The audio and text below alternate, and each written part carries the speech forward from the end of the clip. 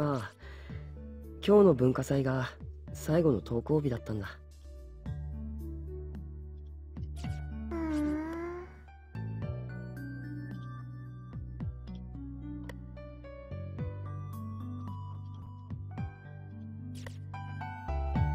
みんなありがとう。私みんなと会えて本当によかった。みんなのことずっと忘れない。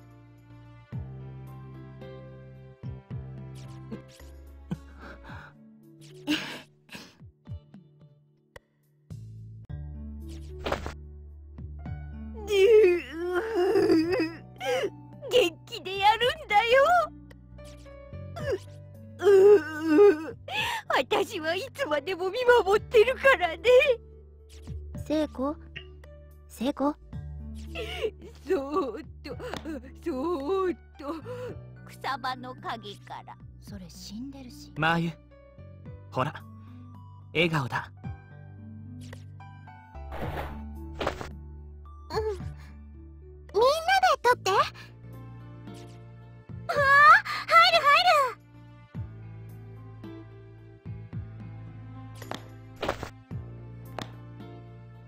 俺も俺も。ゆかも。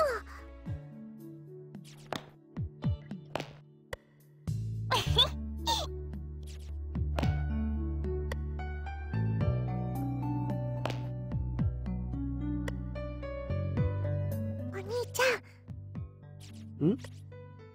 とっても素敵な人たちだね。だろ？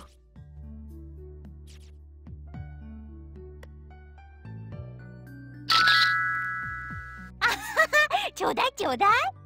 森重、携帯に送って。ああ、今みんなに転送する。先生、あのね、帰る前に一つお願いがあるの。Donc voilà, pour ceux qui n'ont pas suivi, là on en est maintenant. Euh, des amis s'amusent à se raconter des histoires d'horreur, enfin une histoire qui aurait concerné l'école bien des années auparavant, une histoire de fantômes. Et l'une d'elles, enfin ils se réunissent spécialement ce soir-là car l'une d'elles va quitter l'école le lendemain, simplement, c'est sa dernière soirée. Et ils vont donc, ils se réunissent une dernière fois avec leur professeur, simplement pour se dire au revoir et passer un dernier bon moment. Et c'est maintenant que les choses vont partir en couille. À ce moment précis.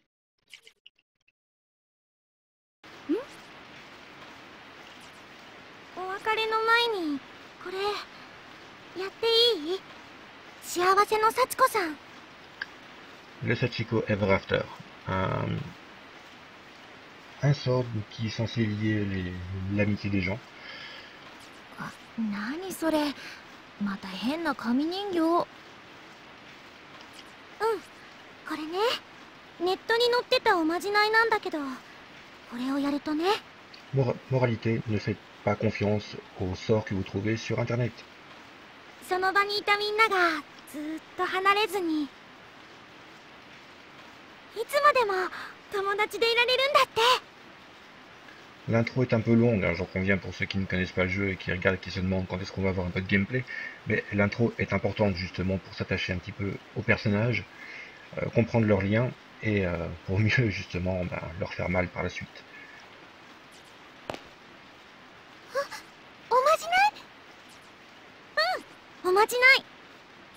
わあ、やりたい。鈴本さん、おまじないとか占いとか好きだものね。仕方ないか。みんないい？はーい。ウィース。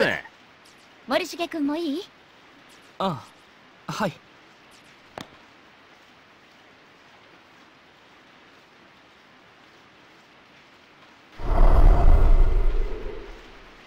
準備完了。じゃあみんなでこの紙の幸子さん人形を囲んで。幸子さんお願いしますって心の中で7、8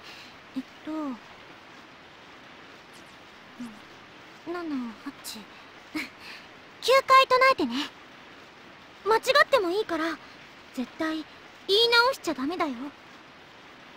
唱える回数が人数より多かったり少なかったりすると失敗しちゃうらしいからね。なあ篠崎、失敗するとどうなるんだ？なんかこの人形気味悪いんだけど。失敗なんて許さないから気合い入れてよね。Ouais, comme tu dis, ça, Sachiko.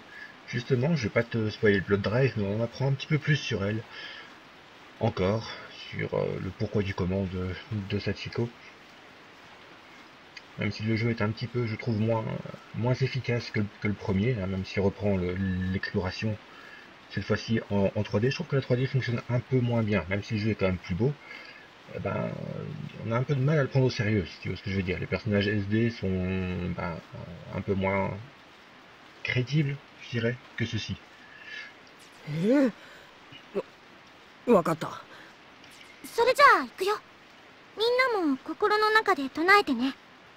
Ici, on a vraiment le contraste entre les personnages SD tels qu'on les connaît dans les JRPG inoffensifs, je dirais, qui fonctionnent très très bien, et ça fonctionne un peu moins bien dans le 3. Tout comme la vue à la première personne fonctionnait un peu moins bien dans le deuxième, pardon, dans Book of Shadows. Donc voilà, je trouve que le premier reste encore le meilleur. 幸子さんお願いします。9回だよ。せーの。 Comme tu dis, on s'est habitué à la vue du dessus pour un certain style de jeu qu'on ne retrouve pas du tout ici en fait. ちゃんと9回唱えた。なあ。やべ、早く進めてくれねえと心の中でもう一回言っちまいそうだ。Oui, ils sont clairement passés à la 3D pour profiter un peu de la capacité de la PS Vita. Ça marche bien, hein, enfin, y a pas à dire, mais bon.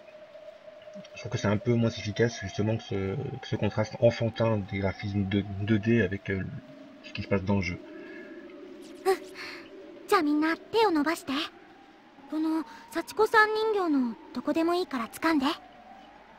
Le Book of Shadows était bon aussi pour toutes les petites histoires qu'il racontait, et j'espère que tu as terminé avec la bonne fin, car le chapitre 8, donc le prologue à Blood Drive, Blood Drive fait directement suite à ce chapitre 8 du deuxième épisode.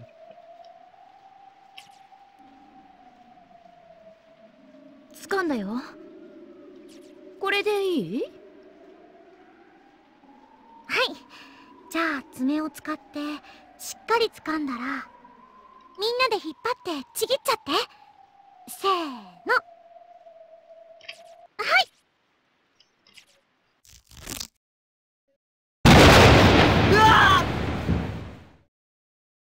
Comme je disais, hein, un bon travail sur le son. Là, j'ai l'orage qui vient d'exploser dans mes oreilles. はい、お疲れ様。みんな、その紙の切れ端を学生証入れとか定期入れとかに挟んでずっと持っててね。Oui, toutes les bad-ends, j'en parlerai juste après au niveau du système.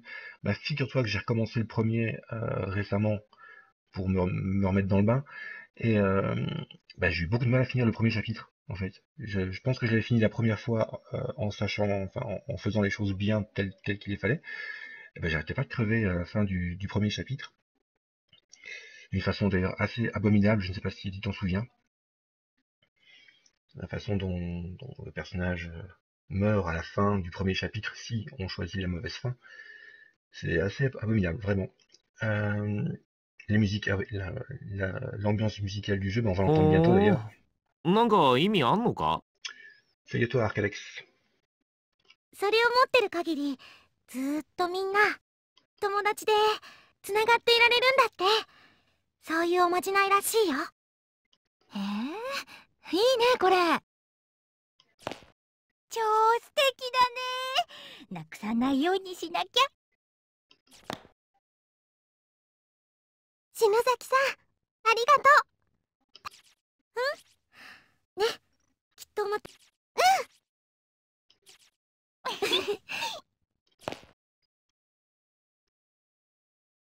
さあ、じゃあみんな帰る準備だよ。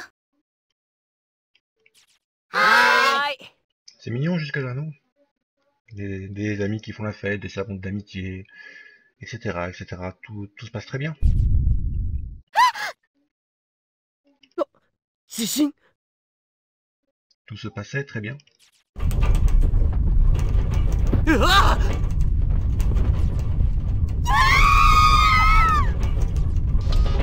なんだでかいぞおい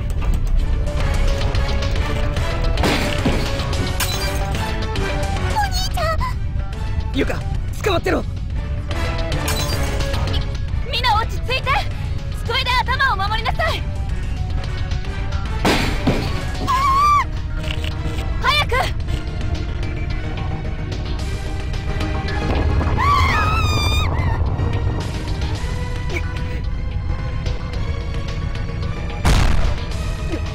何？嘘でしょ？マジかよおい。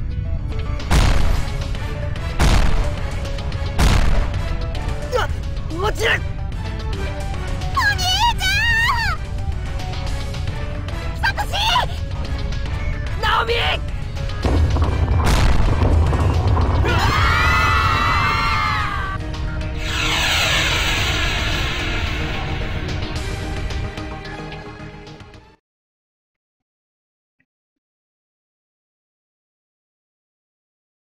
！Voilà, c'est la fin du prologue.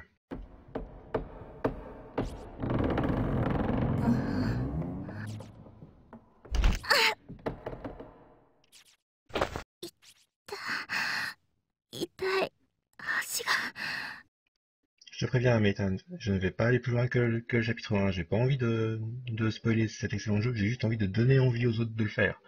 Parce que franchement, je trouve qu'on s'arrête un peu trop vite au graphisme. Et qu'on ne profite pas du tout du reste. 動くけど。あれ、ここはどこ？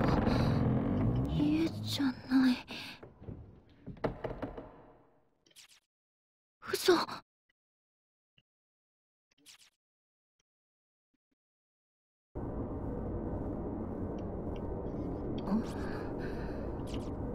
暗くてよく見えない。え、これ学校？え、何これ？ここどこよ？ À condition que je ne meure pas en route. あれはセコ。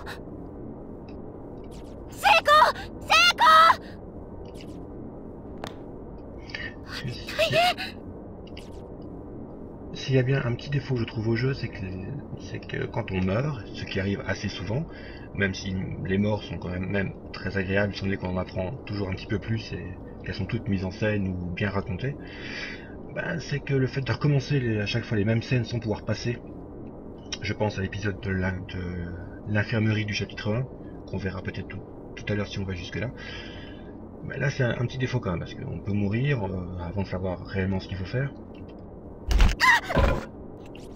Et on recommence les mêmes scènes cinématiques, enfin les mêmes scènes scénaristiques plutôt, sans pouvoir passer. 大丈夫かな。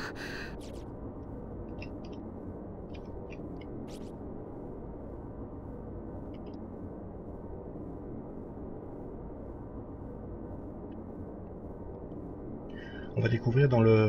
Alors, il y a quelque chose de vraiment très très bien fichu aussi, c'est qu'on va découvrir des notes tout au long du jeu, des notes des élèves, des gens qui sont prisonniers de cet endroit comme nous. Et elles vont être séparées en 4 ou 5 feuillets, hein, numérotés, et on nous prévient dès le départ que si on les lit tous, eh ben, il se passera quelque chose de moche, effectivement. Donc on est partagé toujours entre l'envie de savoir ce qui s'est passé, donc comment ils sont morts, de quelle façon ils sont morts et de quelle horrible façon ils sont morts.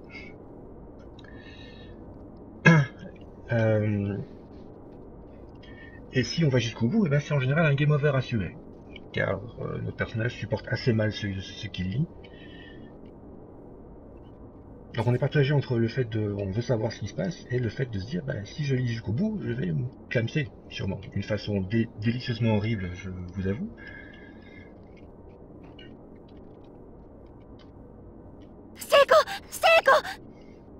Non, c'est pas bizarre, Yoshi, c'est abominable comme je ne sais pas encore dans quoi tu as mis les pieds. On a Projet Zéro qui sort à la fin du mois, il est bien moins effrayant que celui-là.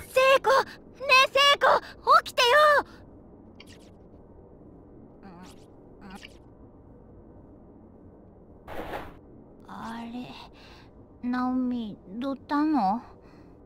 どったのじゃないわよ。心配させて。Non, t'es pas invisible, Arcadex.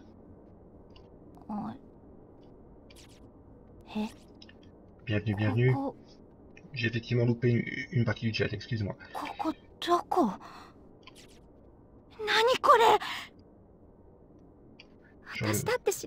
J'aurais dû afficher la fenêtre du chat directement dans le stream, ça aurait été plus simple.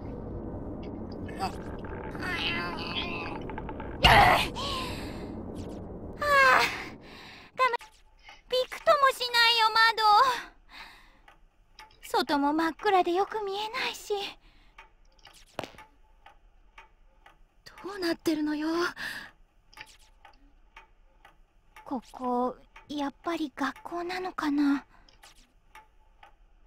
それにしてはなんか妙に机が小さい気がするんだよね。小学校みたい。小学校って？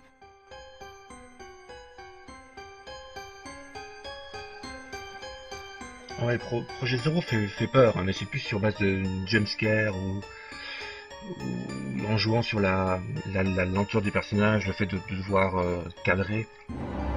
Ici, il n'y a rien de tout ça, il n'y a pas de combat, c'est de la fuite, quelques énigmes assez simples. Mais j'espère que vous n'avez pas trop d'imagination parce que le son fait très bien le travail.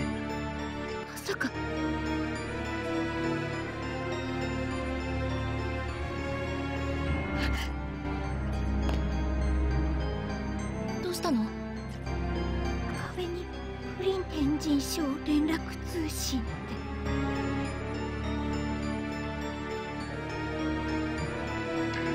Non, non, du tout. Le premier Projet Zéro que l'on joue ici, donc c'est Blood Covered, est sorti il y a 3-4 ans sur PSP, en fait.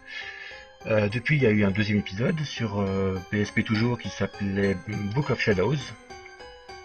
Et on joue à ça ce soir parce que justement, aujourd'hui sur PlayStation Vita est sorti le troisième épisode. Petite contrainte technique, on n'a pas su vous streamer le troisième épisode. Et en fait, c'était plutôt un bon choix, étant donné qu'on ne voulait pas spoiler non plus l'entièreté du jeu. Donc on va commencer simplement pour vous présenter la série. Par le premier épisode, le premier chapitre, qui est à mon sens très représentatif du reste.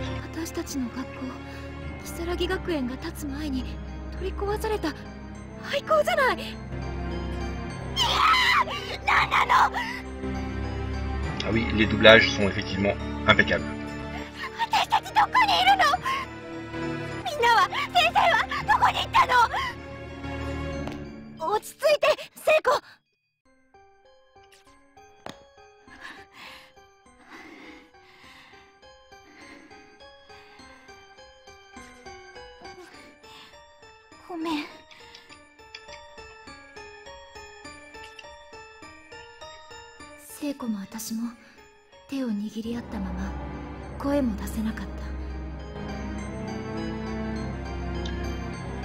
Et pour ceux que ça intéresse, hein, le jeu est quand même dispo chez nous, hein, uniquement dématérialisé, sur le PlayStation Store, et les deux nous coûtent, enfin le premier ne coûte que 10 €.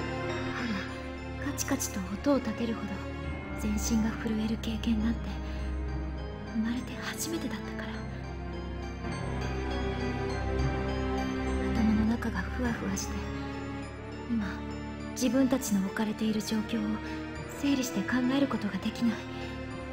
悪い夢かと期待してもちっとも目の前の景色は消えてくれない。ただ静寂が苦しい。ダメだわ。ダメ。黙ってると。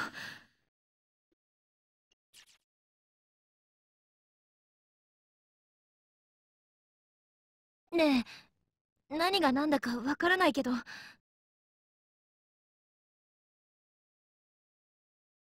とにかく学校の外に出てみない？外に？このままずっと震えていても何も解決しないと思うの。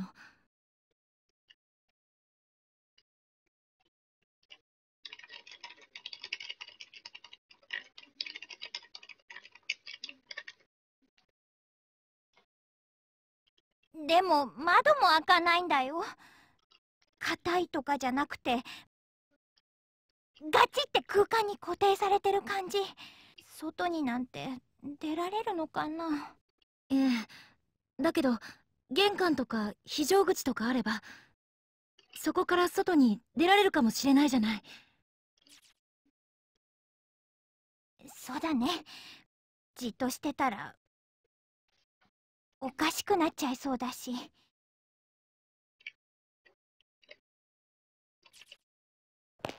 よし、とにかくこの部屋を出ましょう。私たちだけじゃなく、ひょっとしたらみんなもいるかもしれないし。Le son est très bien aussi, la musique. みんなと一緒ならなんとかなるかもしんないね。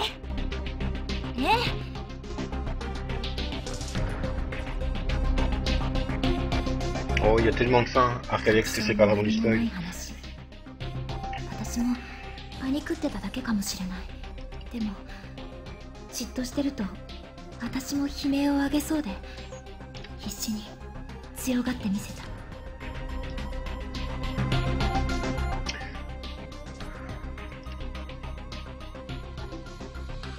Bon, ici je vais quand même sauter la présentation des personnages. On vient d'avoir quand même une bonne demi-heure ici où on les a vus discuter entre eux, on a plus ou moins saisi les liens qui les unissaient. Rentrons dans le vif du sujet. Ah oui, encore heureux que la musique est bonne, parce qu'on entend quand même pas mal. じゃあ行こう、ナオミ。オッケー。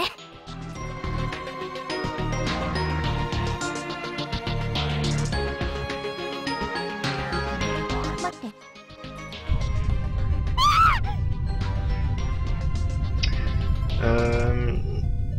2011, si je dis pas de bêtises, pour la version européenne. Celui-ci, je crois qu'il est sorti en 2011. Je vérifie rapidement. PSP2, qu'est-ce que je raconte? Course Party Lord Cover, 2010 sur PSP.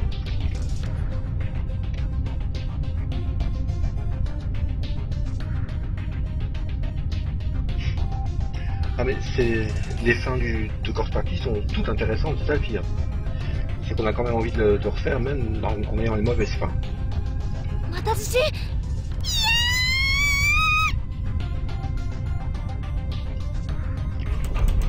Attention Yoshi, je faisais un parallèle avec Projet Zero pour les jeux de flip, mais ça n'a rien à voir du tout avec Projet Zero du tout. Hein. Parce que Projet Zero est quand même beaucoup plus connu, mais Corpse Party est à mon sens beaucoup plus effrayant et bien plus gore. とにかく廊下へ出ましょう。どうしたの？さっきと廊下の形が変わってる。今の地震で床が崩れたりしたんだよ。そうかな。Petite question pour le chat, le son va pas trop fort?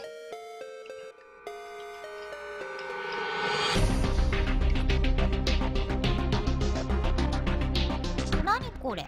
おし？やめてよ。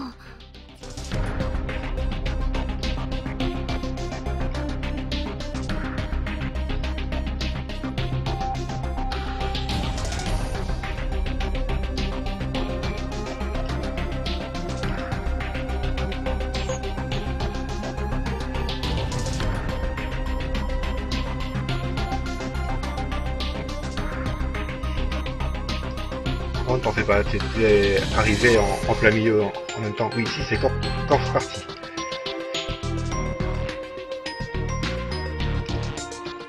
あれねえナオミ、足どうしたの？ああ、緊張して忘れてたけど、さっき転んだ時捻挫したみたい。 Oui, on parle pas mal du troisième épisode pour l'instant sur les sites spécialisés. Ah, j'ai le son trop fort. J'essaie de baisser un peu, on va voir.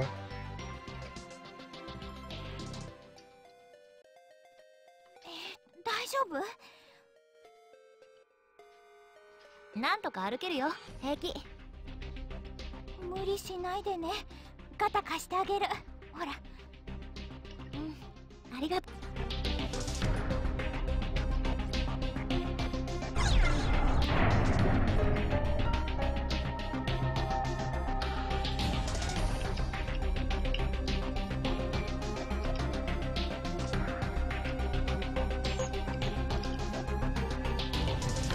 そうだナオミ、さっきの板使えないかな？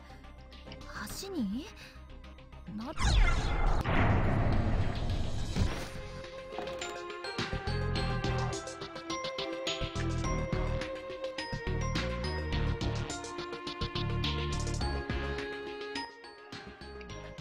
Alors, les bougies.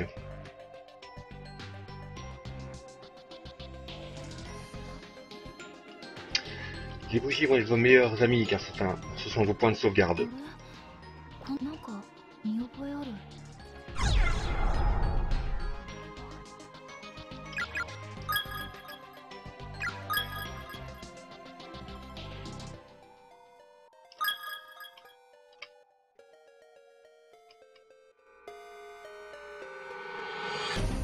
Ouais, c'est ce qu'on disait dans tout à l'heure. Book of Shadows propose de nouvelles explications, enfin plutôt des approfondissements sur certains événements et de nouveaux événements bien entendu. Donc, comme on voit, c'est une école sympathique. ここやっぱり小学校の校舎なんだね。ユウたちお腹空かせてるかな？そっか、セイコンち今お父さん。なんせほらうち兄弟多いから家計父さん頑張ってる間私が主婦やんないとね。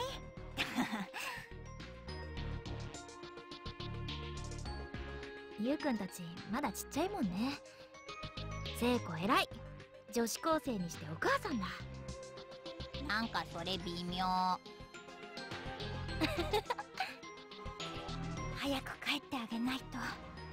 てかナオミもだよね。お母さん一人で待ってる。絶対帰ろうねナオミ。なんとかなるよ。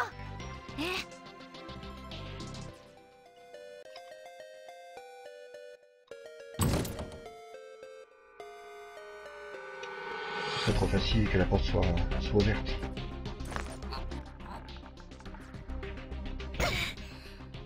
力ずくで開く感じじゃないみたい。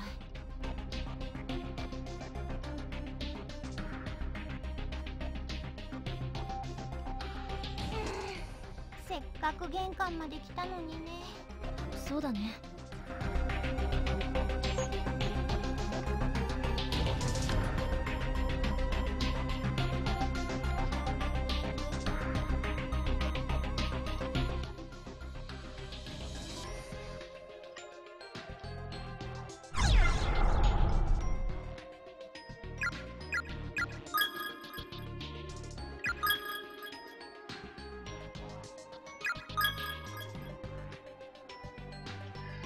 Ah oui, autre petit conseil quand vous jouez à ce jeu-là, il y a 5 slots de sauvegarde. Utilisez-les, hein, car il est assez facile de rater un chapitre ici. Il faut savoir que le jeu est divisé en chapitres, donc il se débloque, il faut obtenir la bonne fin d'un chapitre pour débloquer le suivant. Mais le jeu possède aussi des mauvaises fins de chaque chapitre qui ne débloquent pas le chapitre suivant, mais qui, comment dire, sont aussi intéressantes à voir. D'ailleurs, jouer des mauvaises fins permet également de débloquer d'autres chapitres annexes. Donc c'est pas perdu quand vous perdez un chapitre, que vous n'arrivez pas à survivre, enregistrez quand même vos données, ça ne supprime pas votre sauvegarde précédente, mais le jeu mémorise quelle mauvaise fin vous avez vu. Donc c'est toujours intéressant. Utilisez bien toutes vos sauvegardes à chaque chapitre.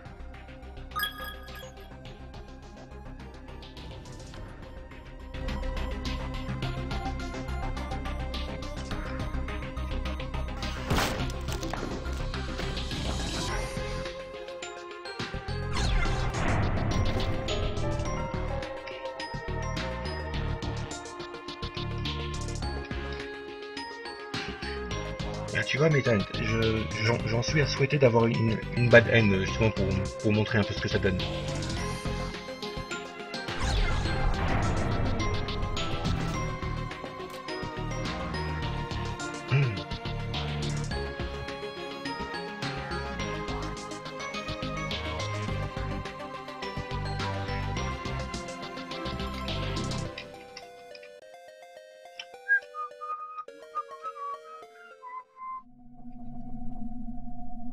Non, quand la musique change, c'est jamais bon signe. どうしたの、ナオミ。骨じゃない人の。Je vais laisser les autres répondre un peu plus avant que moi, mais est-ce que le jeu est long? Oui et non. Disons, fais-le avec une soluce directement avec toutes les bonnes fins. Il tiendra en haleine. Les différentes fins, ben, ça implique de débloquer tous les chapitres annexes, donc d'avoir beaucoup de mauvaises fins également. Donc il est assez long si tu veux vraiment tout voir. Et oui, on reste tout le temps dans l'école. On est prisonnier en fait.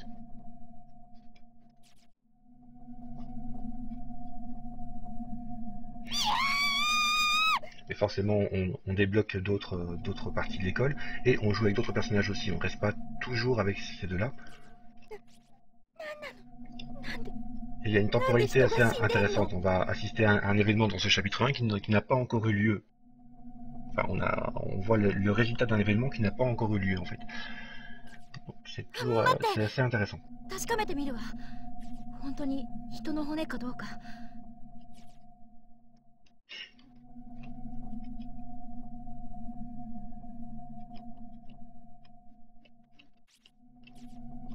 やっぱり骨だよ。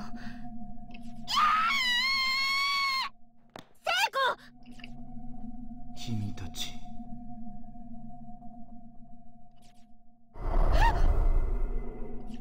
君たちは新しい犠牲者か。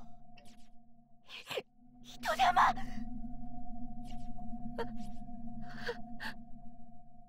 たは。君たちと同じように無理やりここに監禁されたものだ。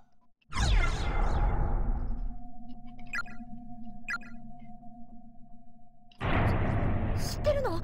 ここのこと。ここは恐ろしい力を持つ怨霊が作り出した呪われた異次元空間。いくつもの空間が重なり合う。Et je ne veux pas te spoiler, mais justement, dans Blood Drive, on en apprend un peu plus sur cette dimension, justement, le pourquoi de son existence, sa création et compagnie. Je vais te lâcher une vitesse, tu vas voir. 君たちも我々も運悪く手にかかった誘拐の被害者というわけだ。多重閉鎖空間？そうだ。君たち二人の他にもここに連れてこられた者が何人かいるみたいだね。え？まさか本当にみんなもここに？無事なのかしら。みんなもこの学校のどこかにいるの？何人かは私にはわからないが、君たちと同時に連れてこられた人間が数名この学校に確かにいる。やった！ナオミ、みんなも一緒だよ。持田君もきっといるよ。よかったね、ナオミ。だがあ会えない。この学校内に確かにいるが、存在している次元が違う。再び仲間と会いたければ、同じ次元に存在する方法を見つけなければならない。脱出はできなくとも、せめて一緒に死ぬことくらいはできるかもしれないな。Donc voilà, on donne directement de la couleur. On peut très bien retrouver nos amis, au moins on pourra mourir tous ensemble. Donc voilà, ça donne tout de suite d'entrée de どうや jeu. ったら帰れるの？怨霊って何者なの？どうしてこんなことを？わからない。彼らの目的も、ここから抜け出す方法も。Et sans spoiler toujours, parce que vous avez tous joué au jeu, si vous ne le connaissez pas, les raisons sont particulièrement affreuses également. Donc il n'y a pas de mauvaises explications. Souvent on est quand même déçu par les explications, c'est pas le cas ici. 頭が2つあれば発想も広がる。なんとか脱出方法を見つけ出すんだ。私たちのように。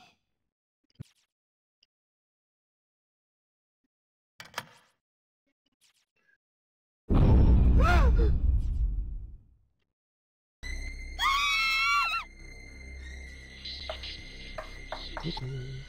オミ、逃げよう。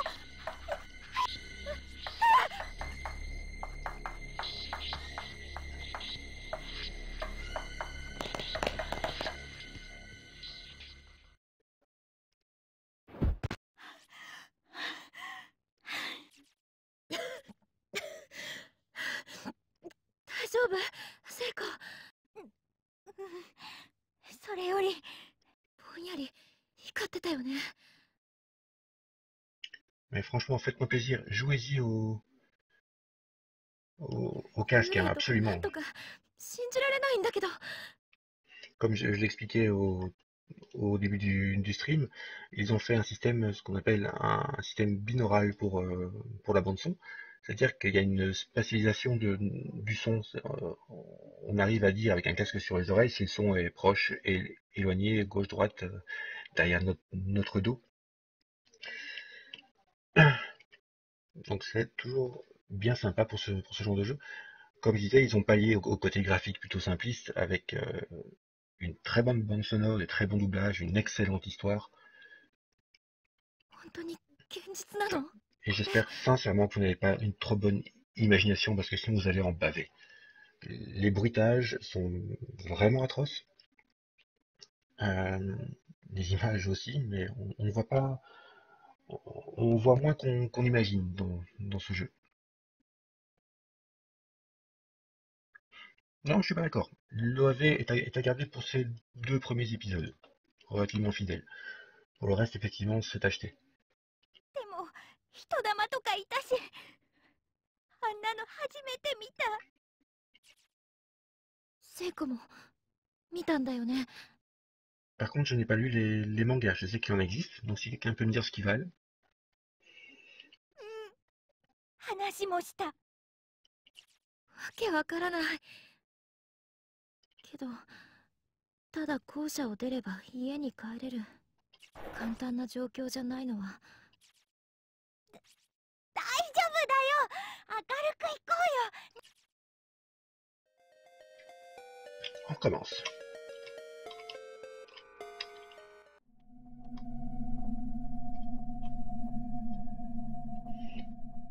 Comme on voit, quelque chose est apparu au tableau tout à l'heure. これ。わかんない。何かの絵だよね。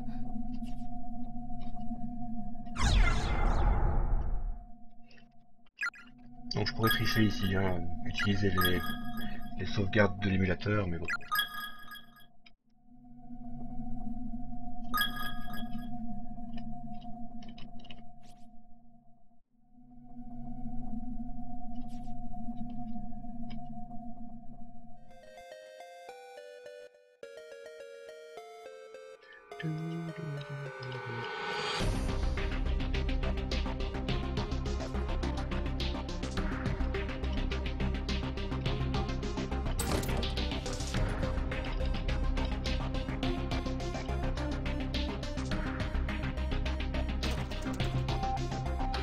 On va trouver le son. Des mouches, sans doute. Là, c'est sombre.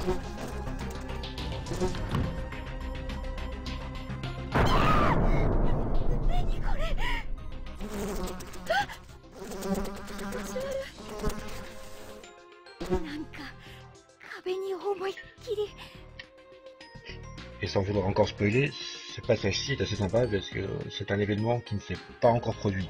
Donc on voit les conséquences de quelque chose qui n'est pas encore arrivé. Mais pas pour eux.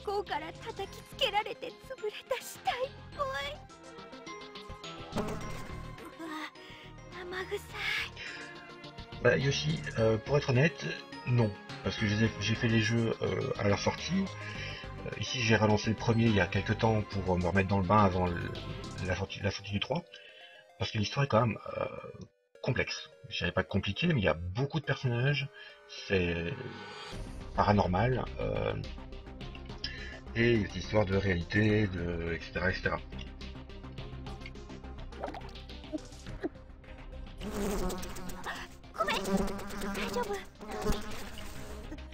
大丈夫。離れましょう。うん。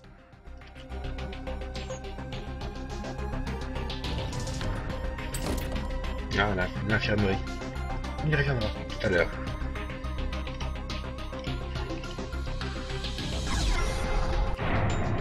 Petite planche. Ça sert toujours.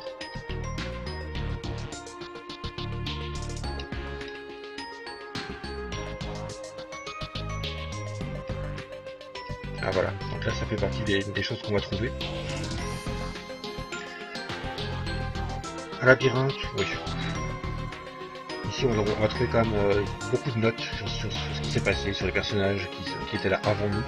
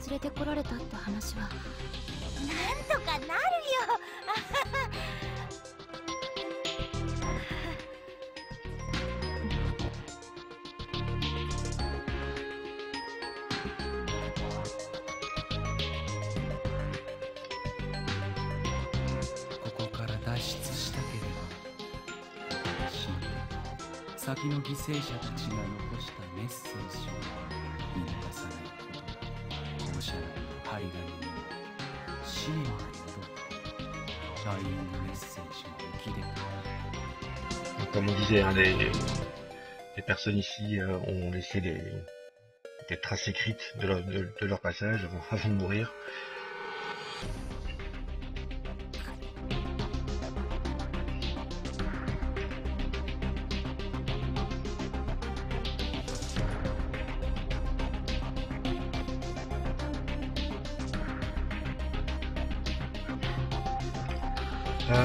On pourrait classer dans un jeu d'horreur, mais un jeu énigme pas tellement, parce qu'il n'y a pas vraiment d'énigme. C'est plus des petits passages, il faut trouver une planche pour avancer, etc. Plutôt du visual novel, je dirais.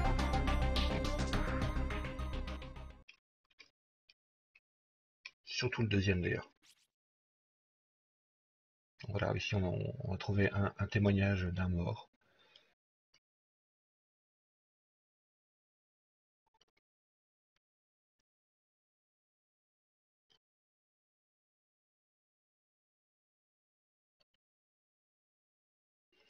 On joue pas vraiment les détectives dedans, on cherche plutôt à sortir vivant, comme on peut. Donc, non, je dirais plutôt vraiment un visual novel, plus qu'un jeu d'exploration avec énormément de texte, on l'a vu jusqu'ici.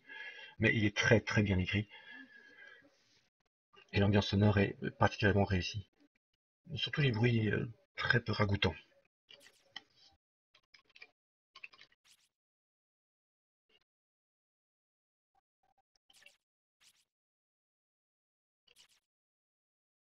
On a trouvé un tag, un nom d'un étudiant. Mais ça, c'est...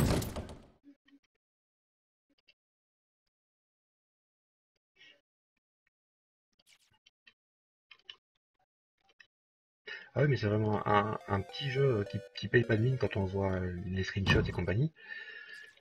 Mais il est vraiment exceptionnel.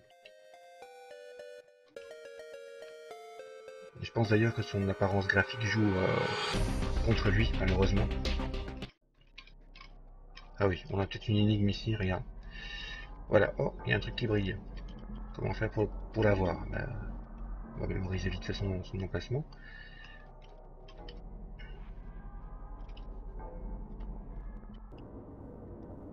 Donc voilà, l'exemple type d'une énigme du jeu, qui n'en est pas vraiment une. Et voilà, oh, le machin a disparu, maintenant il est de l'autre côté. Donc à chaque fois je vais aller de gauche à droite, et le truc va m'échapper.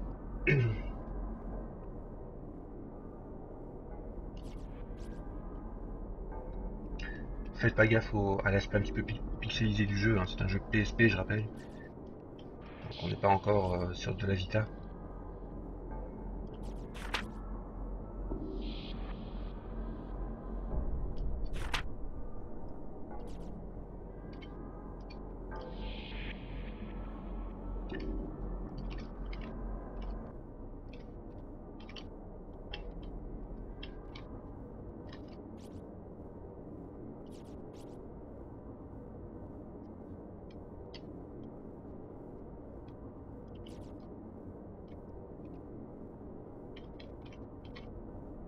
こっちから入ると向こうに逃げちゃう。あっちで待ち伏せすればいいってこと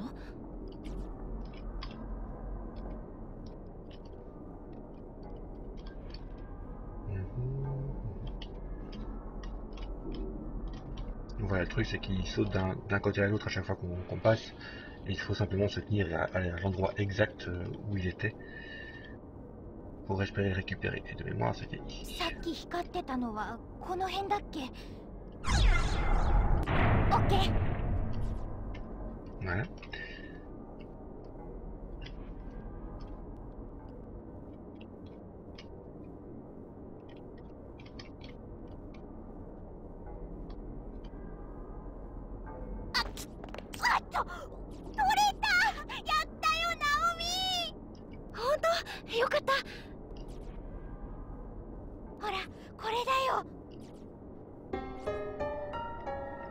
La clé de l'infirmerie. 協力成功ってやつ？嬉しいね。 Très sincèrement, j'ai pas très envie d'y aller. Je sais ce qui m'attend. On va continuer encore un peu.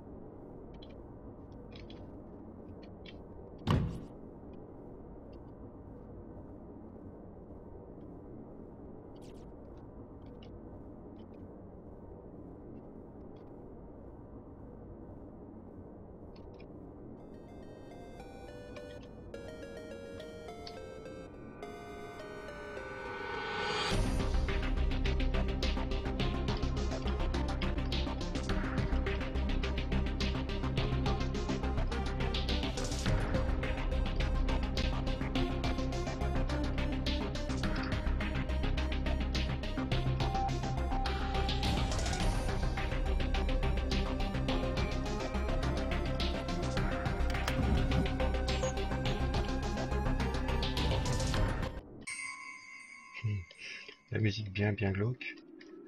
Je vais commencer par faire ceci.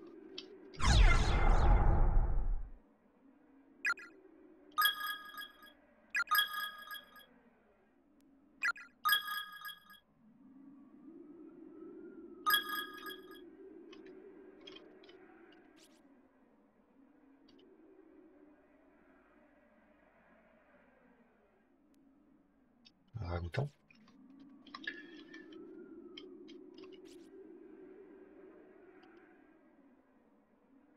Très important ici, prendre les allumettes, ne pas les oublier.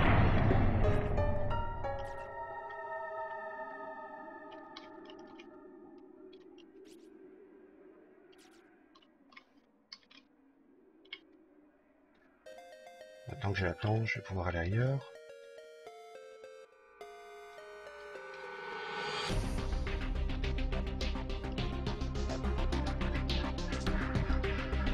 Voilà, je vais pouvoir aller ici.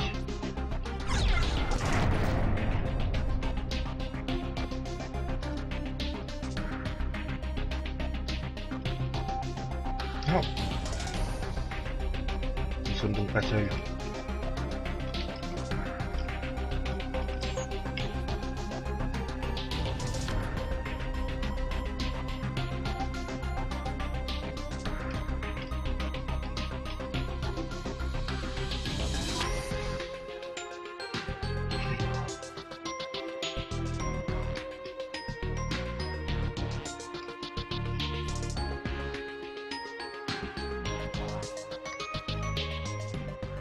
Les toilettes des garçons ici.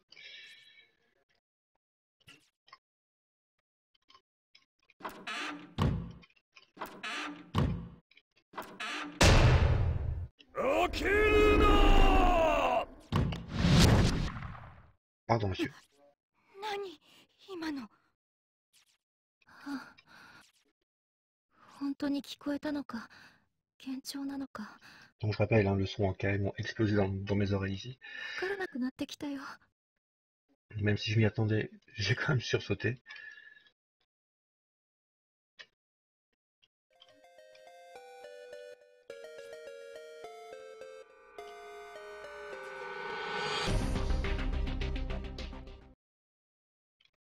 Ah bah tu peux rire. Tu peux rire. Je ne m'en défends pas, hein, je suis un trouillard de première, mais la différence c'est que j'adore ça. J'adore avoir peur, j'adore jouer aux jeux d'horreur. Surtout quand c'est vraiment très bien écrit.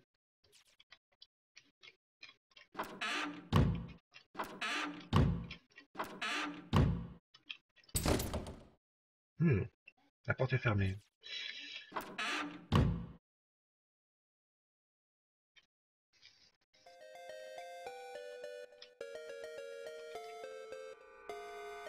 ねえナオミ。お尻の薬持ってない？塗るやつ。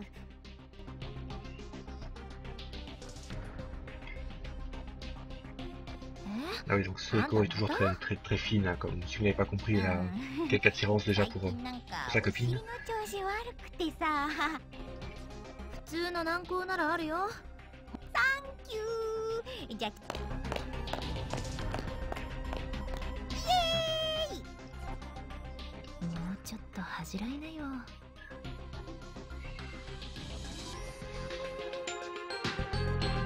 Alors, elle est toujours vivante?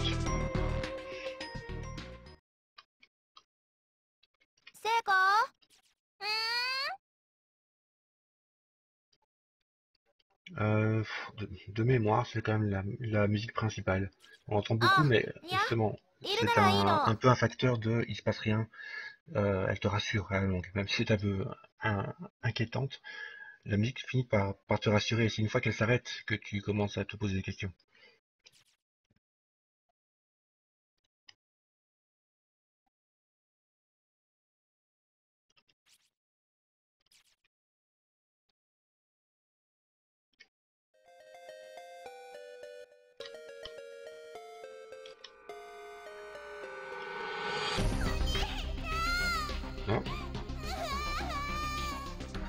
Si vous vous rappelez, hein, il y a la petite sœur d'un des personnages qui est aussi prisonnière, Yuka.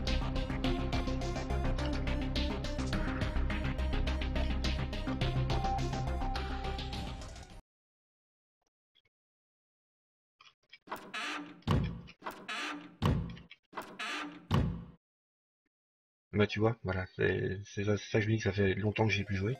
Ce thème-là me reste en tête depuis 3 ans. Mais quand j'ai recommencé, j'ai même pas su passer le premier niveau. Étant donné que j'ai fait sûrement une connerie que je vais peut-être refaire maintenant. Donc j'ai eu à chaque fois une mauvaise fin. La super mauvaise fin qu'on a ici. あ、いや、いるならいいの。お待たせ。薬ありがとう、ナオミ。ああ、あれ、あそこ開いたの？ Tiens, la porte n'était plus fermée. さっき、あそこの扉、開かなかったような気がするんだけど。そうだっけ？なんとなくあの個室に入ったんだけど。まあいいや。ねえ、セコ、それより、今外でゆかちゃんの声が聞こえたの。多分下の階。ほんと？言って。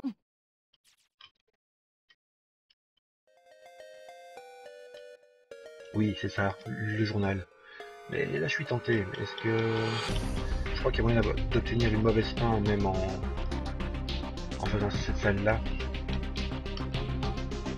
Si on tarde trop, à la fin, je crois que si on tarde trop, pareil, ça, on a accès à la mauvaise fin. 大丈夫？足が。よかった。おこち、足の捻挫きつそうだね。とりあえず休めるとこで休みなよ。そうだね。ほら、私に肩乗っけて。ありがとう。Est-ce que tu sais me rappeler où se trouve cette salle maintenant? わかるよ。気にしない、気にしない。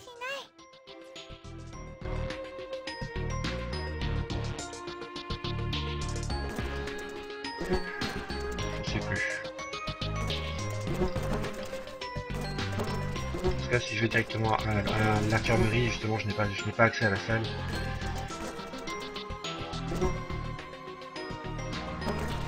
Justement, c'est la salle du journal, je ne sais plus où elle se situe.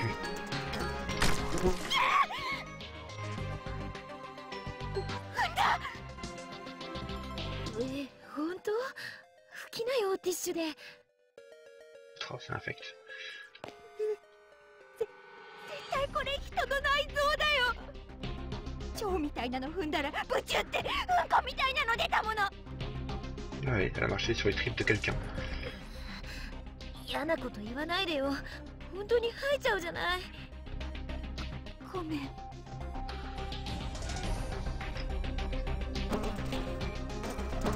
Ouais, c'est Lurch. Ah mais le sound design est parfaitement infect en fait.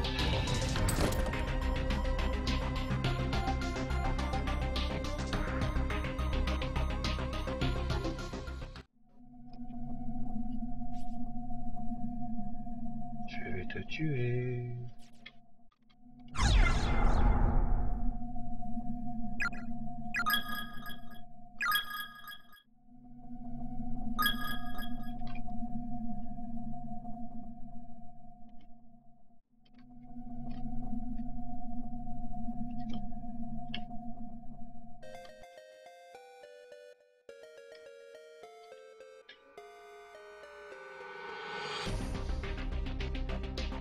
« 死ぬと永遠に死んだ瞬間の痛みが続く。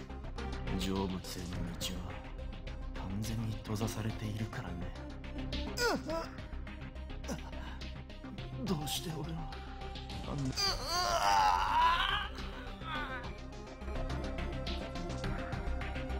Ouais, voilà. 死んだ瞬間の苦しみがずっとって。 Ouais, donc en mourant ici, on ressent la douleur de sa mort pour toutes les éternités. C'est chouette. Donc il faut pas se planter en mourant en fait. 想像しないでおこうよ。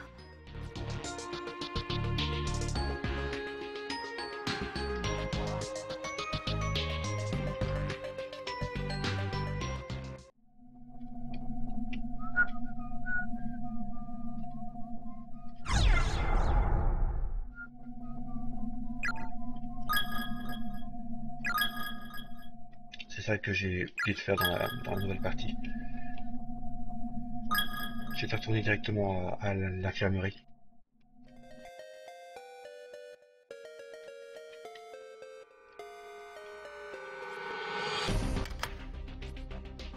Tadam!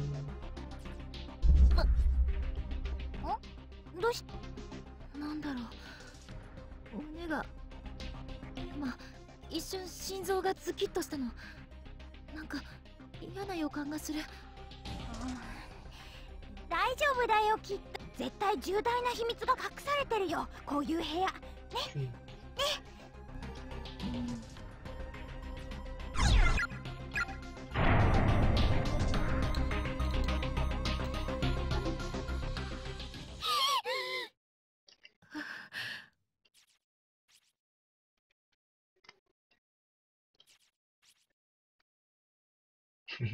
Quoi que vous fassiez, ne regardez pas le journal. やっぱ出ましょう。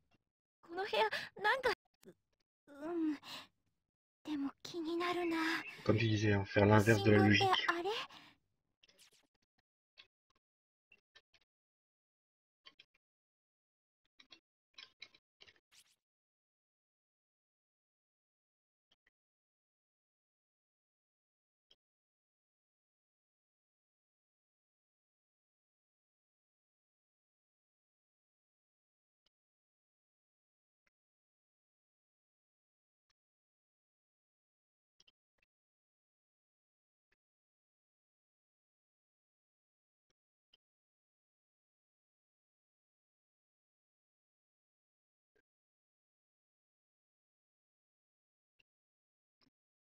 ？Donc ça parle bien d'événements il y a 50 ans.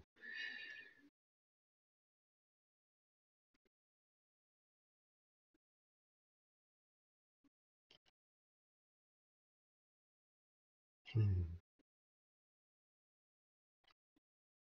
Vous la sentez, là, votre imagination qui travaille?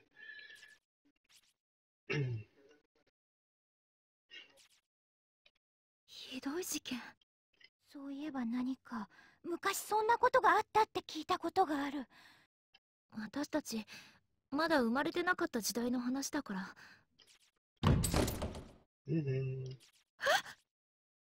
Les portes qui claquent, c'est toujours très efficace.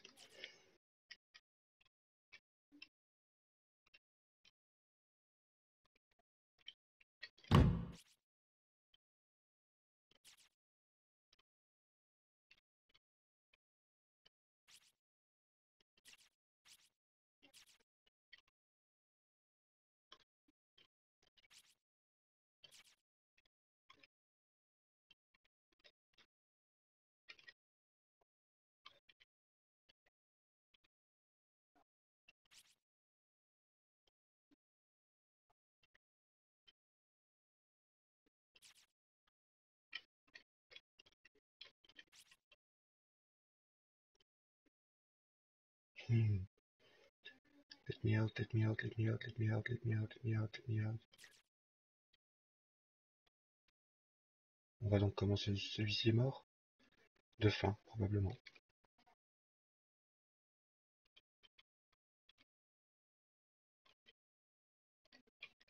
Vous sentez qu'il y a plus de musique, hein?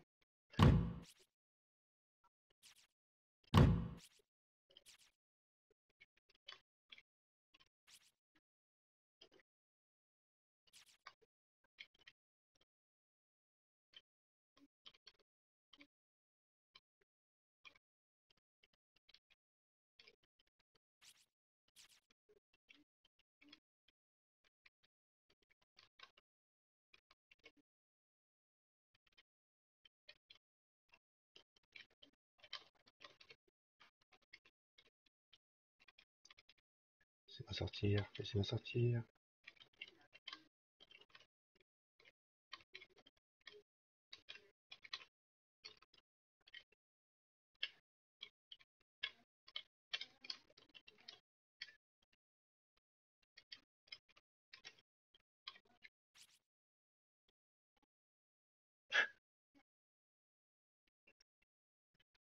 Tu ne quitteras jamais cette pièce.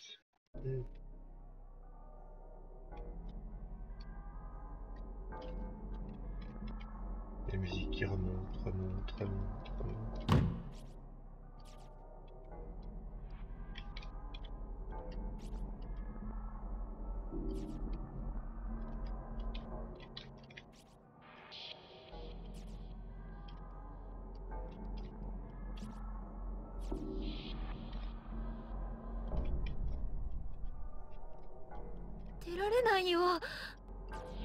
っていうかさ、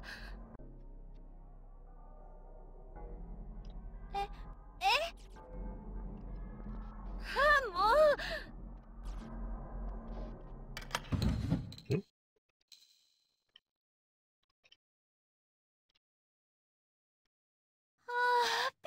りしたもう。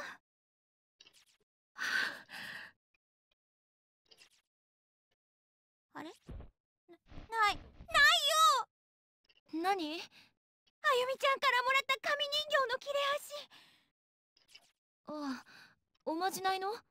私のは学生書入れに入ってるけど。うそ。あの時ポケットに入れたせいかな。すぐちゃんとしまわないからだよ。しょんぼり。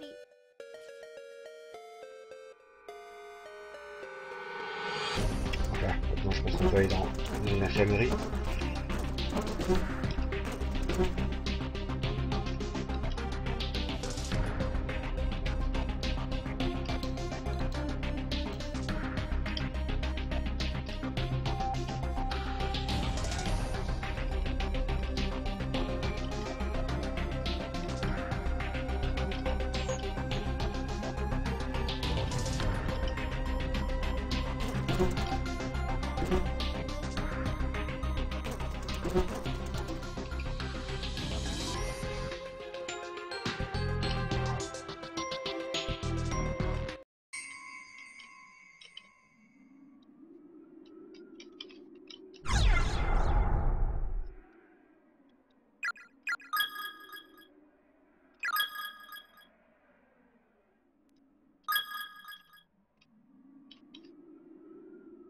あれ？意外と埃っぽくないね、ベッド。ほんとだ。よかったね、ナオミ。とりあえうん。じゃあ、 Voilà, ちょっ ici on と a donc 横になるね。 un passage assez long de dialogue. Celui qu'il faut ず、なん recommencer で si そ on んな meurt à 隅 chaque っ fois. こに？隅っこの方が落ち着くんだ、私。わかる。私もそうだよ。なんか足首固定できるものないかな。ちょっと休んでて、ナオミ。うん。すまないね。感謝には及ばねえよ、ナオミさん。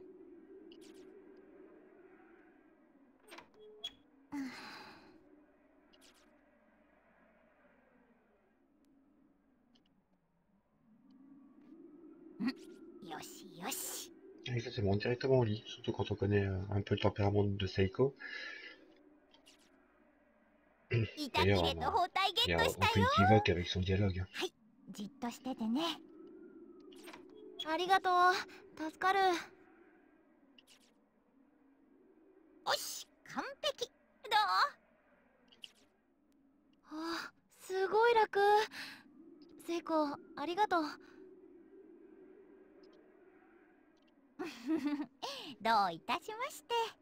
私も前足首やった時あるんだ。あと冷やすものでもあればいいんだけどね。助かったよ。って寝てるし。お許しもゲット。ぷぷぷぷ。では遠慮なく。相変わらず変な子だね。ねえねえ、ナオミ？ん？持田くんに会ったら何したい？は？だってさ、ほら、極限状態に置かれた二人って恋に落ちやすいって言うじゃん。もう覚悟決めて告っちゃいなよ。きっとナオミのことも可愛さ3割増しで見えるって、持田くん。あんたといるとなんか普通にいつもの学校で喋ってるみたいだよ。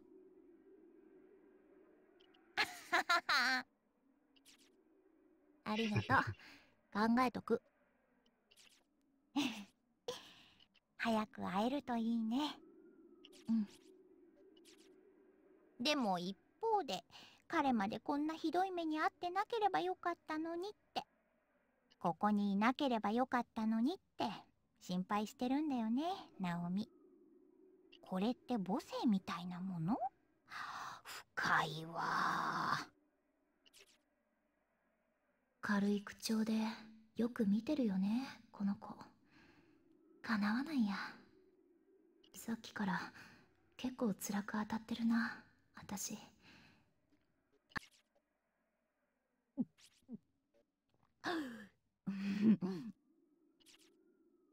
ごっくりって何？すまねえ。ナオミさんの尻見てると生唾が。意味わかんない。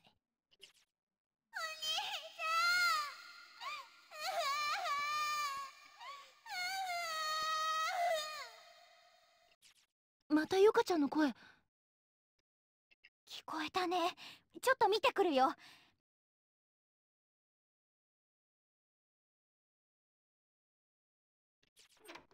ナオミはもう少し休んでて。すぐ Ah, 戻 fallait る que je か mette la ら。 main sur la bande originale aussi, tiens. J'y ai pas pensé. 心配だから私も行くよ。大丈夫だよ。ちょっと待ってて。Bon, vous savez ce qui arrive, hein, quand on dit je reviens tout de suite. でも、せっかくだし、もう少し休んでなよ。うん。わかったわ。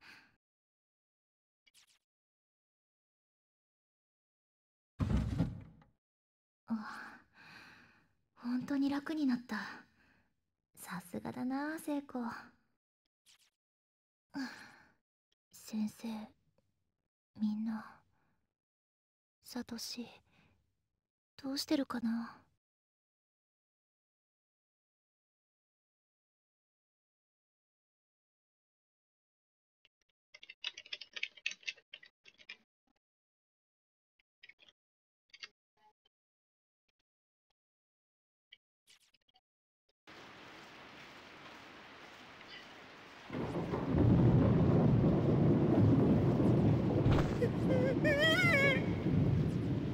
ちょっとサトシ、何しがみついてるのよ。あとすまん、見えなくて。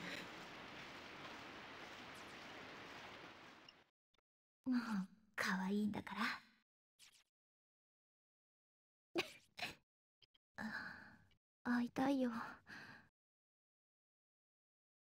んでこんなことに。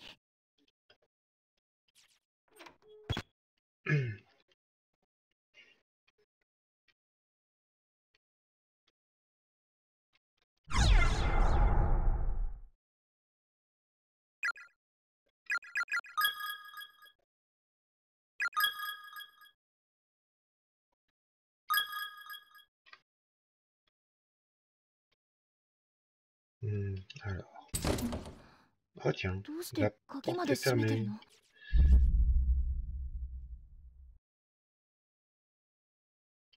嘘、鍵かかってないのに開かない。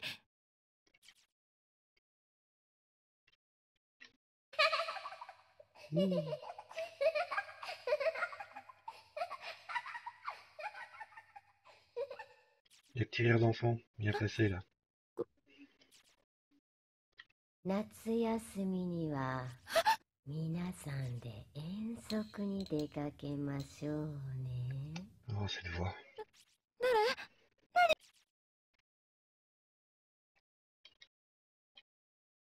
なんか頭が痛いな。耳鳴りがする。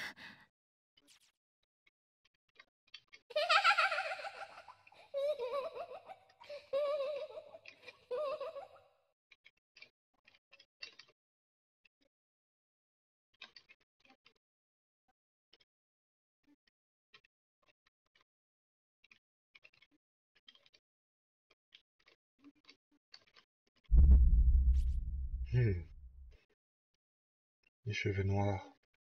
Qui bloquent la porte, maintenant visible.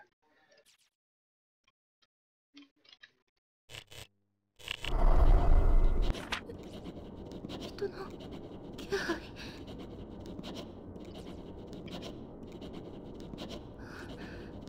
ボールペンで書き殴る音だわ。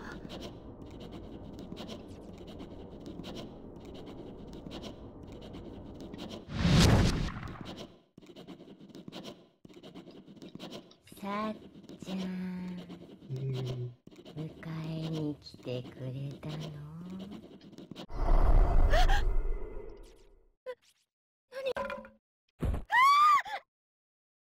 ？Alors je précise, on peut atteindre une mauvaise fin maintenant, parce que ce truc peut nous toucher 1, 2, 3 fois je crois avant qu'on ne crève.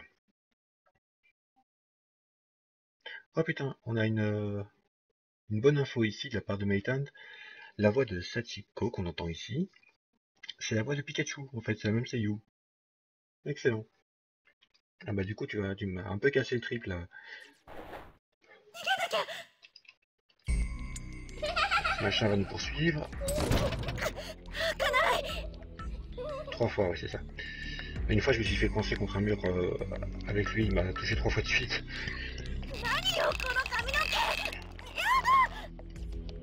On peut essayer d'utiliser les fameuses allumettes. Mais ça ne marchera pas. Donc là il faut cavaler. Essayer de trouver de l'alcool ici. L'alcool à brûler.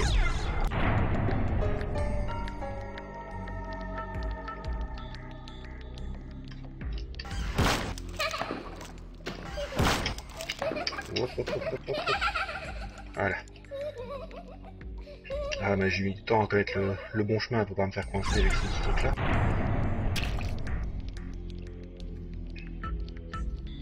Je pense que tout le monde est mort au moins une fois.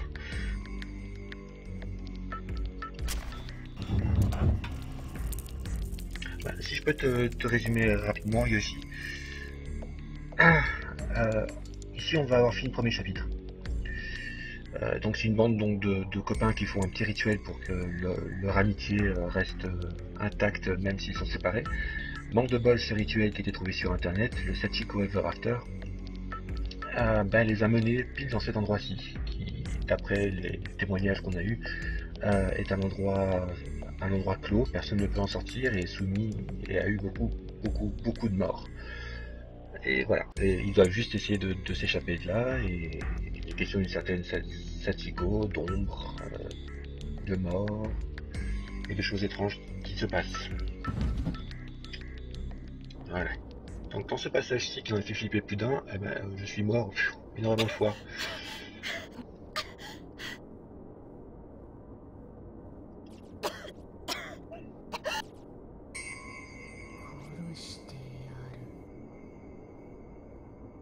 Cette phrase aussi fait beaucoup flipper.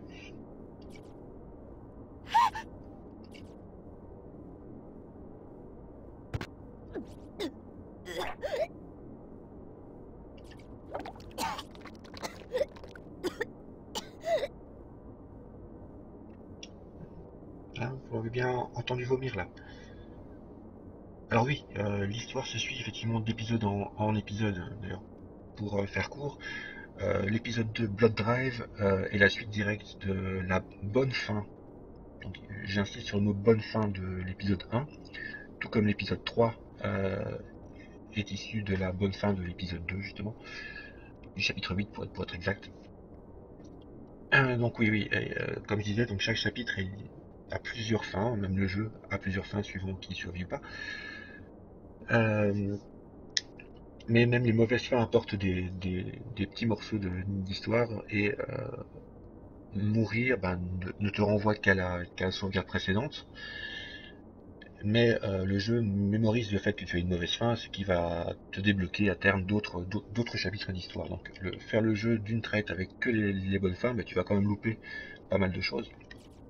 Oui, comme tu dis, si elle vomit, c'est la bonne foi.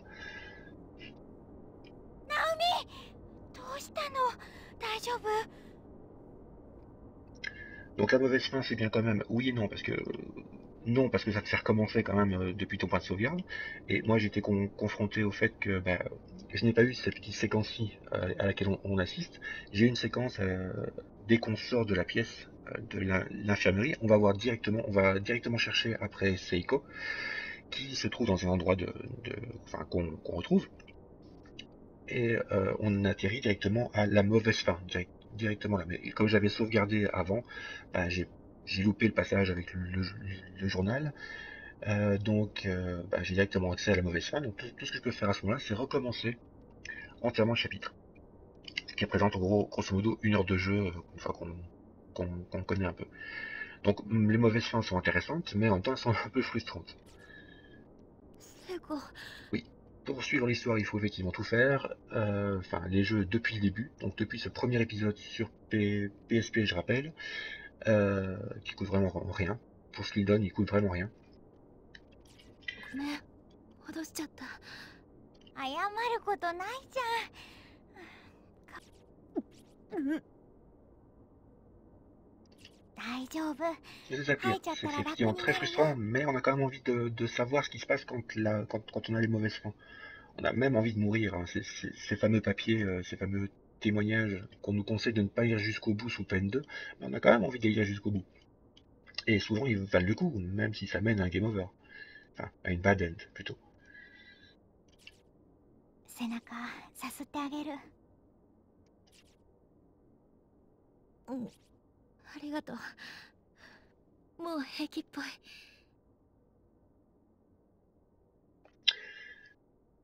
Il y a différentes fins aux opus, mais chaque chapitre peut se terminer différemment. D'ailleurs ici, bah, à l'infirmerie, j'aurais pu avoir une mauvaise fin en me faisant toucher 3 fois par l'esprit. Bah, j'avais Naomi qui passait l'arme à gauche, et c'était une des mauvaises fins, mais ça ne te débloque pas le chapitre suivant en fait. Pour débloquer le chapitre 2, je dois absolument avoir accès à la bonne fin du chapitre 1.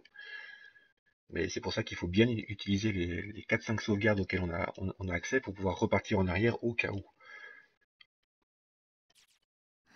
ゆかちゃんいた？やっぱりここには、この Ouais, 学校 c'est に chaud, は c'est frustrant, c'est moche, mais on a quand même envie de le faire. 私たち2人しか。 Et je te garantis que les mauvaises fins sont absolument abominables.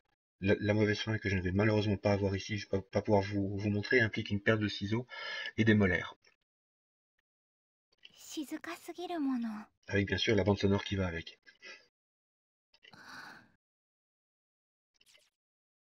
ナオミはもうベッドで休んでなくて平気なの？休んでたら急にね、真っ黒な幽霊みたいのが出てきたの。マジ？大丈夫だった？ Oui, je crois. 3 badens, je crois qu'il n'y en a que 2 de mémoire. Pour le chapitre 1. Ouais, bon, pour l'année, il y en a plein, mais. Oui, donc Yoshi, on te déconseille fortement de regarder les OAV qui sont issus du jeu, parce qu'elles ne suivent pas du tout l'histoire en fait. À part le début qui est vraiment très bien, les 2 premiers épisodes, la suite ne vaut vraiment pas le coup. Donc, idéalement, on prend le jeu et pas le dessin animé. なんとかあの部屋もう近寄 Bon, らない c'est pas 方 dit が qu'on い n'ait い pas la わ。 mauvaise fin maintenant, je pense que je peux encore planter le truc. そう。よかった。とりあえず無事で。じゃあそろそろ行こっか。立てる？ええ。でも行くってどこに？と。もうだいたい回ったじゃん校舎。みんな死んでたじゃん。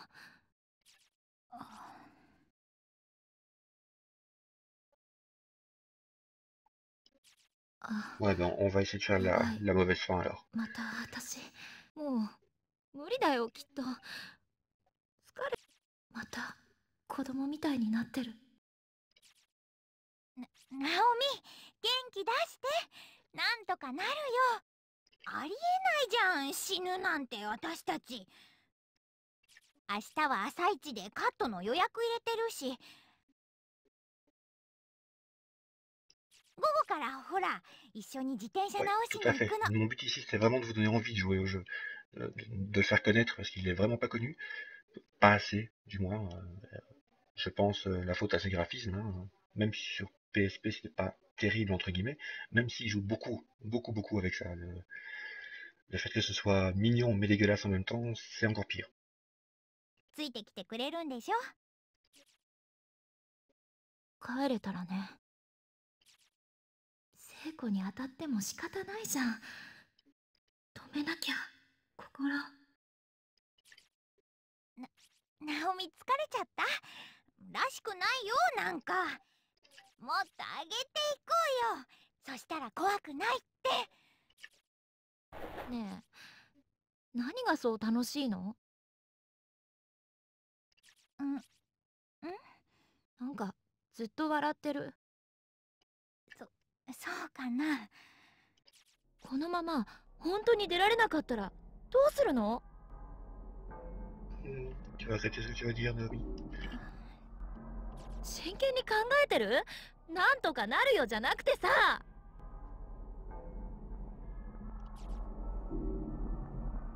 恐ろしい目にあって心がとうとう折れてしまった。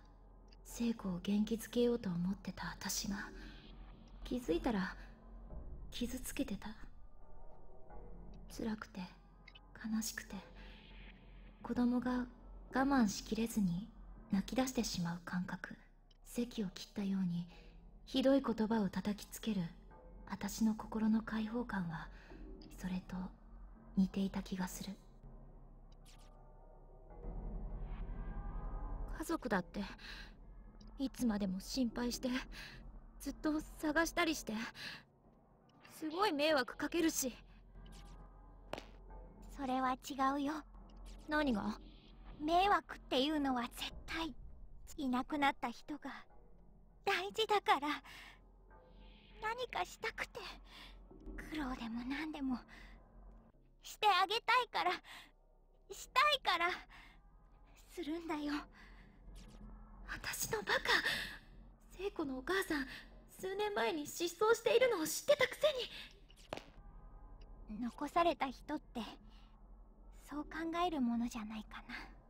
あんたのところはどうか知らないけど、普通はそんなおめでたい考え方。ナオミ、ごめん、手分けしない？別々に手がかり探した方が。 Mais oui, bonne idée, séparez-vous. 効率いいかもしれないし。そんな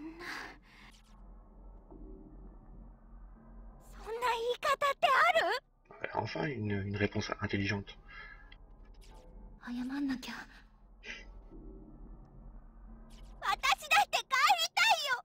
お父さんやユウたちに心配かけたくないよ。私が悪いんだから謝んなきゃ。それなのにナオミにそんな言い方されたら。Allez, mauvaise fin. Bonne fin, mauvaise fin, dites-moi.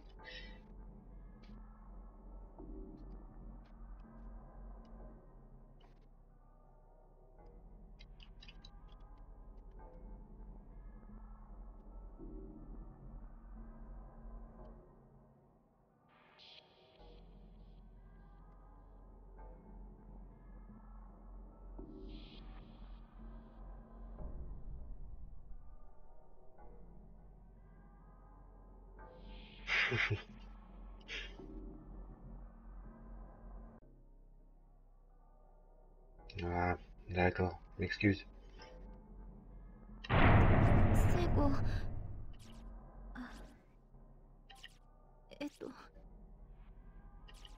私こそごめん。ナオミがそうしたいのなら私行くね。何やってんのよ私。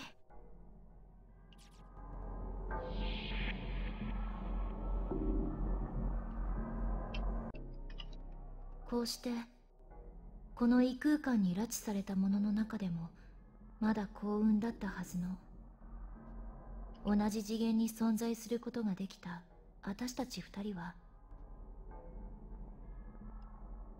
簡単に喧嘩別れをしてしまった。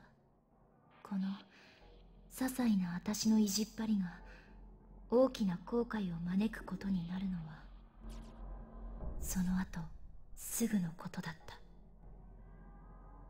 ナオミ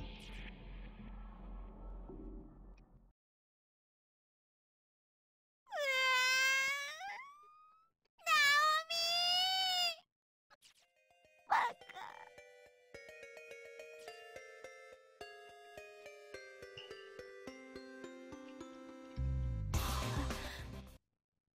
誰か呼んでる。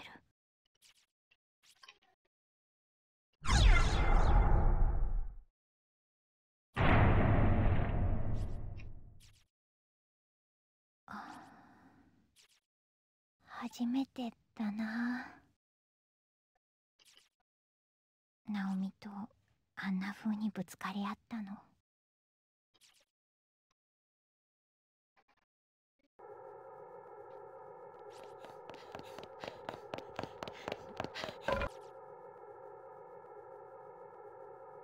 一人になるとだんだんさっきの恐怖がよみがえって、何かに頭を支配されたように理性を失った私は聖子を探して校舎の中を走り回った。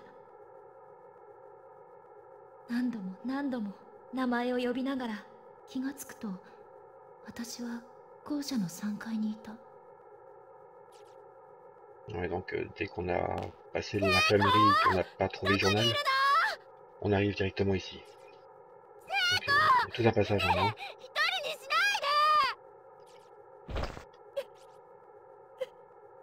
Donc on sort directement de l'infirmerie, on se retrouve à courir dans les couloirs juste ici. Donc tout le passage qu'on vient de voir, leur dispute, qui donc donne du sens à ce qui va se passer par la suite, n'a pas lieu.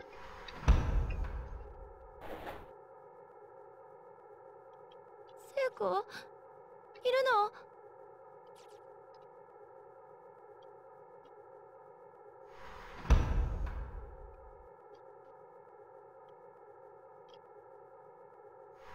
Bien, on approche de la fin du premier chapitre.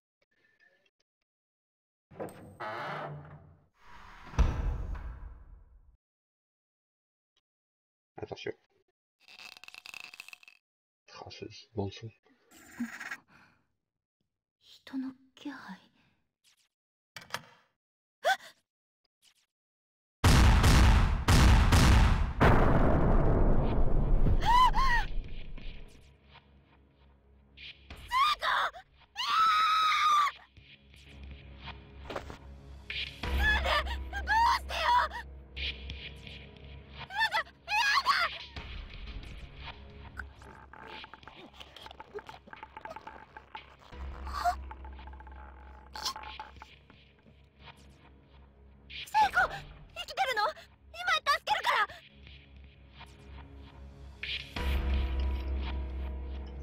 Oui, oui, là on est en route pour la bonne fin.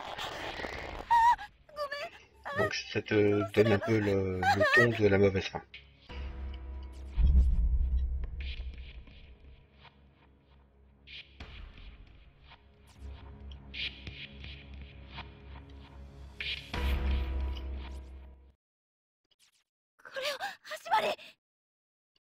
Salut Elise 4. Heureusement tu tombes à la fin de ce stream ce soir.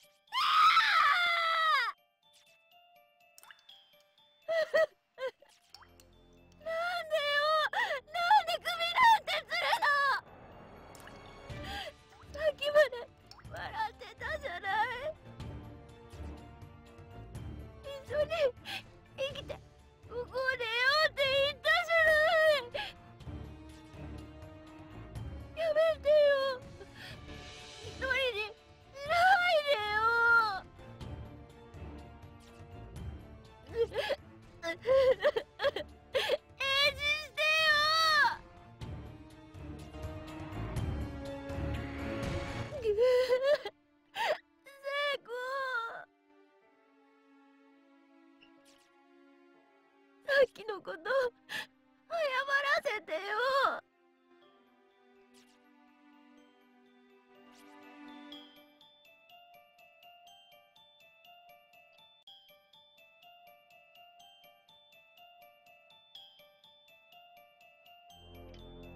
Donc pour vous situer, ceci donc la bonne fin du premier chapitre. Effectivement, il n'y a rien à faire pour la sauver, c'est le Kensui, mais qui tombe à la fin du stream malheureusement. Donc voilà, il y a la culpabilité de Naomi qui revient de plein fouet, hein, sachant que la mauvaise fin, donc il n'y a pas toute la dispute, mais elle se prend quand même, et on ne peut pas la sauver. Et le chapitre de la mauvaise fin se termine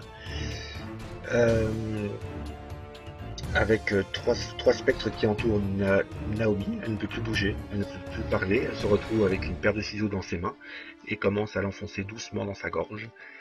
Ça, comment dire, ça s'entrechoque contre ses dents.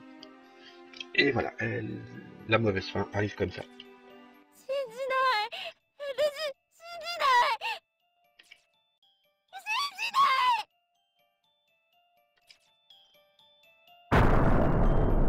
Voilà, à suivre dans le chapitre 2, dans lequel on va prendre le contrôle de d'autres personnes.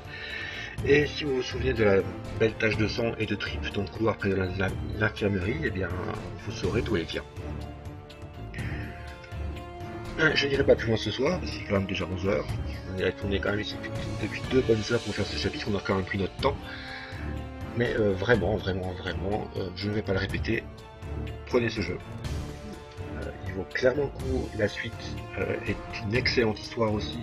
Un peu moins bien mise en scène, je dirais. C'est plus un visual novel avec des déplacements en vue à la première personne. J'ai trouvé ça moins percutant graphiquement.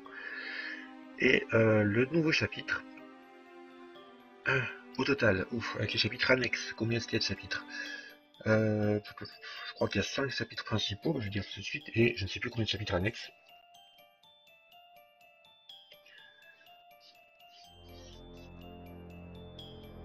Enfin oui, il y a les chapitres annexes, il y aura les mauvaises fins qu'il y aura, je sais dire exactement combien, je ne saurais plus, sincèrement. Peut-être que Metante pourra t'en parler, je ne sais plus. Donc voilà, merci d'avoir suivi ce stream ce soir, j'espère vous avoir donné envie d'y jouer ou d'y rejouer si vous le connaissez déjà. Le but de ce stream ce soir, c'est de vous faire connaître la série et surtout, à quelle occasion? L'occasion de la sortie du nouvel épisode. Donc il y a Blood Drive qui vient de sortir, sur Vita exclusivement, il commence très bien, je ne suis pas encore très loin. Il commence très bien, il y a énormément de dialogues, mais pour ceux qui ont joué aux deux, sachez qu'on retourne dans la même école. Pour une très bonne raison, on apprend un peu plus sur les personnages qui nous occupent. Et le jeu est tout en 3D, donc, avec des personnages mignons aussi, hein, mais tout en 3D, je trouve que ça fonctionne un petit peu moins bien. Merci Maïtan pour les précisions, donc il y a bien 5 chapitres principaux et 10 chapitres extra qu'on débloque, principalement grâce aux mauvaises fins. Donc je disais que le nouveau Blood Drive fonctionne un petit peu moins bien graphiquement parce que c'est vraiment mignon en fait, et on a un peu moins... C'est un peu mieux fait, donc on a un peu moins de place pour l'imagination. Une imagination qui fonctionne très bien ici. Je vous dis que le chapitre 2 n'est pas mal non plus dans le gore et la cruauté, parce qu'il y a autant de torture physique que psychologique là-dedans, il y a question d'enfants torturés, tués, etc. Et d'âmes vengeresses, donc sincèrement, foncez dessus, ça va être Halloween. C'est pour ça que ici, jusqu'à la fin du mois, on va essayer de faire des streams le mardi qui ne comportent que des jeux flippants. Et je vous dis bonsoir, et à une prochaine fois donc.